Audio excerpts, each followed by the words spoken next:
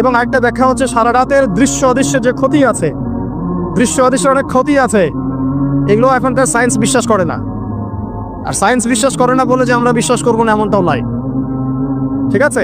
নবী সাল্লাল্লাহু আলাইহি ওয়াসাল্লাম বলেছেন, রাতের বেলা তোমরা বাচ্চাদেরকে সন্ধ্যাবেলা ছেড়ে দিও না, সন্ধ্যাবেলা বাচ্চাদেরকে ছেড়ে দিও না, আগে ভালো করে সন্ধ্যাটা হয়ে যাক, যদি ছাড়তে হয় তারপর ছেড়ো। তারপর রাতের রাত যখন গভীর হবে তখন তোমরা এলো পাথারি ঘোরাফেরা করো না, রাস্তাঘাটে বনে জঙ্গলে ঘোরাফেরা করো না। আর এই সময় এমন কিছু মাখলুককে আল্লাহ পাক ছেড়ে দেন যাদেরকে তোমরা দেখো না। এখন বিজ্ঞান যেটা প্রমাণ করতে পারে নাই, এটা কি বিজ্ঞানের ব্যর্থতা না ইসলামের ব্যর্থতা? তো এখন যে একটা মানে একটা মূলা ঝুলায় দেওয়া হয়, যদি বৈজ্ঞানিকভাবে আপনি প্রমাণ করতে না পারেন তাহলে সেটার কোনো অস্তিত্ব নাই। এই কথাটাকে ডাহা মিথ্যা কথা। যদি মুমিন হতে চান তাহলে এই কথার উপরে এসে ইসলাম কবুল করতে হবে। যদি মুমিন মুসলিম হতে চান এই কনসেপ্টটার ঊর্ধ্বে এসে ইসলাম কবুল করতে হবে। আল্লাহ রাব্বুল আলামিন এবং তার রাসূল যা বলেছেন সেটাই চূড়ান্ত সত্য, সেটা আমরা প্রমাণ করতে পারি বা না পারি, এটাকে অন্ধভাবেই বিশ্বাস করতে হবে। এটাই হচ্ছে একটা মৌলবাদী কনসেপ্ট। আর এভাবে ইসলামের মৌলিক বিষয়গুলোকে না মানলে কেউ মুসলিমই হবে না। কথা কি বুঝতে পারছেন?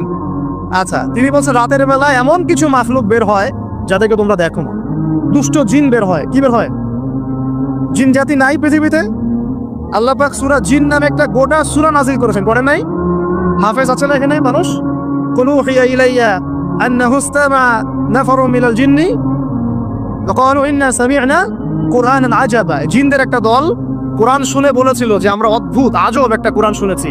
তারপর তারা গিয়ে তাদের কওমের কাছে ইসলামের দাওয়াত দেয়, ওই কওম ইসলাম কবুল করে।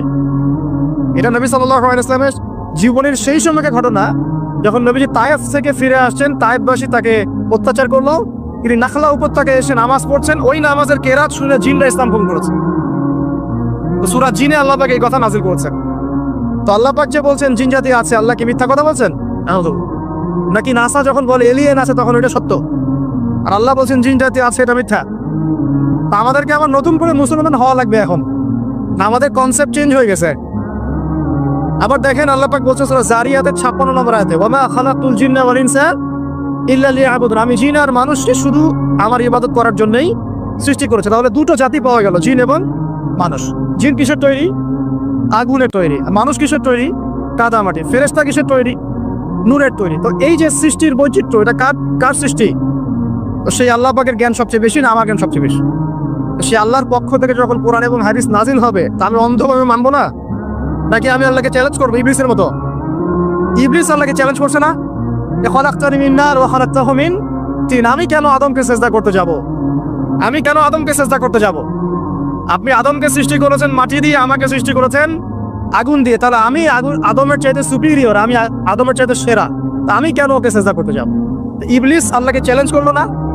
তো এখন আমরা যারা আল্লাহকে চ্যালেঞ্জ করছি, এখন এই বিশ্বে যারা আল্লাহকে চ্যালেঞ্জ করছে, কোরআনকে চ্যালেঞ্জ করছে, হাদিসকে চ্যালেঞ্জ করছে, এরা কি আল্লাহর অনুগত বান্দা না ইবলিসের এজেন্ট? এরা এই চ্যালেঞ্জিং ফিলোসফিটা পেল কোথা থেকে? ওই ইবলিস থেকে। ইবলিস থেকে এই ফিলোসফি এসেছে।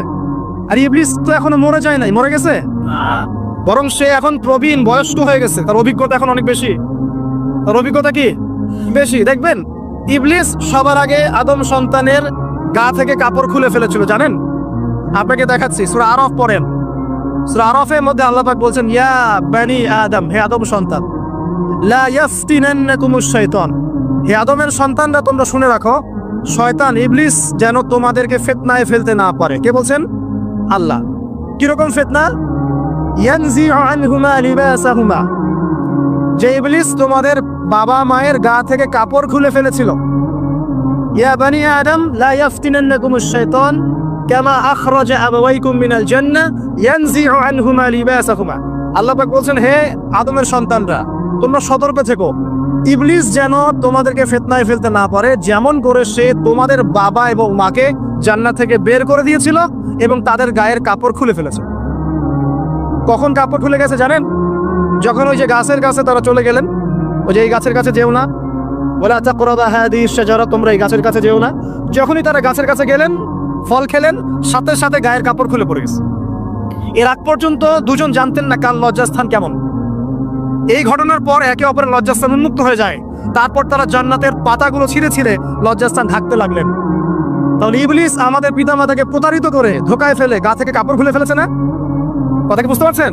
এটাই আল্লাহ পাক বলছেন তোমাদের কাপড় যেন তারা খুলতে না পারে, তোমাদেরকে যেন হে আদম সন্তান ইবলিস ফিতনায় ফেলতে না পারে।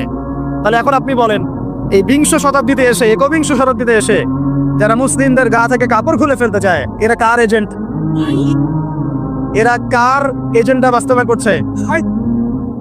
প্রমাণ হিসেবে কি আমি নিজের মন গড়া কথা বললাম, না কোরআন থেকে দলিল দিলাম? কোন সূরা? সূরা আরাফ এর প্রথম 3টা পৃষ্ঠা পড়েন, ডিটেইলস লেখা আছে। আর আল্লাহ পাক বলেছেন ওয়ালাকাদ ইয়াসসারনাল কুরআনা লিযিকরি ফাহাল মিন মুদ্দাকির। কোরআনকে আমি বোঝার জন্য একদম সহজ করেছি, যে কেউ কোরআন বুঝতে পারবে ইনশাআল্লাহ। খালি পড়ে দেখো, ফাহাল মিন মুদ্দাকির, কেউ কি আছো কোরআন উপলব্ধি করবে? তো কোরআন বুঝতে হবে স্বচ্ছ মন নিয়ে। বিরোধিতা করার মন নিয়ে যদি কোরআন বুঝতে চান তাহলে আপনি বিভ্রান্ত হয়ে যাবেন। স্বচ্ছ মন নিয়ে, একটা কলবুল সালিম নিয়ে, আত্মসমর্পণের নিয়াতে আপনাকে কোরআন বুঝতে হবে। দেখবেন আল্লাহ আপনাকে হেদায়েত দিবেন ইনশাআল্লাহ। আল্লাহ পাক আমাদের সবাইকে কোরআন বোঝার তৌফিক দান করুন। তো যেটা বলছিলাম প্রিয় ভাইরা, রাতের বেলা এইসব প্রাণী বের হয়, নবী সাল্লাল্লাহু আলাইহি ওয়াসাল্লাম বলেছেন, অতএব আপনাদের বাচ্চা যারা আছে এদেরকে সন্ধ্যাবেলায় বাইরে ছেড়ে দিবেন না। এখন কিন্তু প্রচুর ঘটনা ঘটছে, প্রচুর জিন ঘটিত ঘটনা ঘটছে, রুকিয়া করাতে হচ্ছে, জাদু টোনা করা হচ্ছে, বান টোনা করা হচ্ছে না? আর অনেক সময় আমরা মনে করি, এখন সায়েন্সের যুগ তো, মানুষ মনে করে এগুলোর কোনো ভিত্তি নাই মনে হয়। কোরআন বলছে জাদু সত্য। কে বলছে? কোরআন বলছে জাদু সত্য। কোন সূরা? সূরা বাকারা আয়াত নম্বর 101।